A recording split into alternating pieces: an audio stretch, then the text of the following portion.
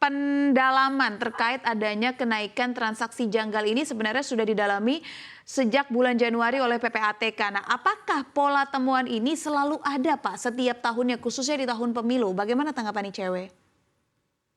Ya, pertama-tama kita perlu menyampaikan apresiasi terlebih dahulu ya ke PPATK. Saya rasa sejak kemarin ketika PPATK menyampaikan hal ini, belum banyak yang menyampaikan apresiasi kepada PPATK yang telah menemukan triliunan transaksi mencurigakan dalam pemilu dan berani untuk mengungkapnya, gitu. Dan yang kedua, kita juga perlu melihat pertama-tama masalah ini tidak bisa terlepas dari akar permasalahan biaya pemilu yang tinggi, sehingga ada pihak-pihak yang melakukan berbagai cara untuk membiayai pemilu, gitu ya.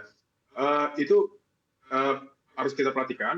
Dan yang kedua, selain itu, kita harus melihat bahwa ada permasalahan transparansi dana kampanye.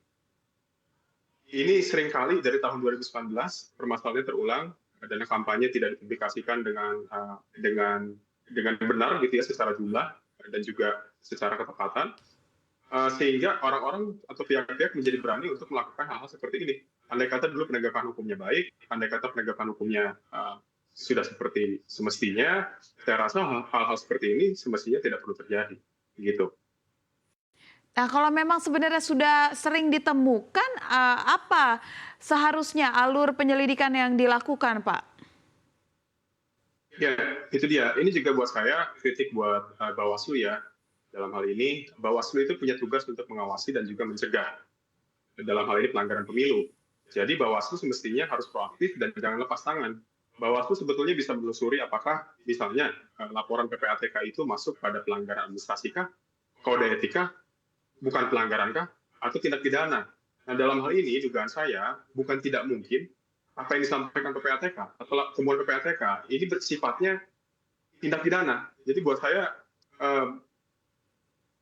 Bawaslu semestinya memastikan apakah ini betul-betul tindak pidana atau bukan. Dan kalau memang itu bentuknya tindak pidana, kita harus ingat ada yang namanya sentra gakumdu, yang mana Bawaslu melekat di situ. Ada kepolisian dan juga kejaksaan, sehingga hasil kerja PPATK bisa disampaikan kepada Gakumdu untuk ditelusuri lebih lanjut.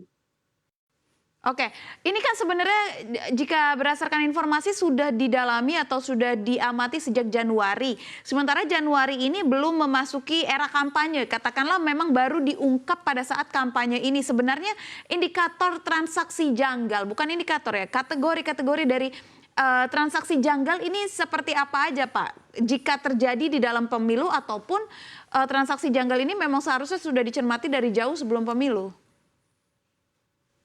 Ya, ini pola yang sebetulnya berulang ya. Dalam arti begini, pemilu itu seringkali dana kampanyenya hanya dilihat ketika masa kampanye.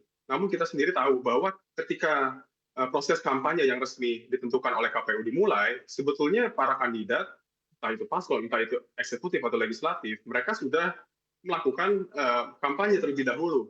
Begitu, dan ini yang sepertinya ditemukan oleh PPATK. Nah, sehingga semestinya kita dalam melihat dana kampanye tidak bisa dipersempit pada satu titik masa kampanye saja, tapi juga masa-masa sebelumnya. Nah, di sini sebenarnya temuan PPATK menjadi penting dan harus diusut secara serius.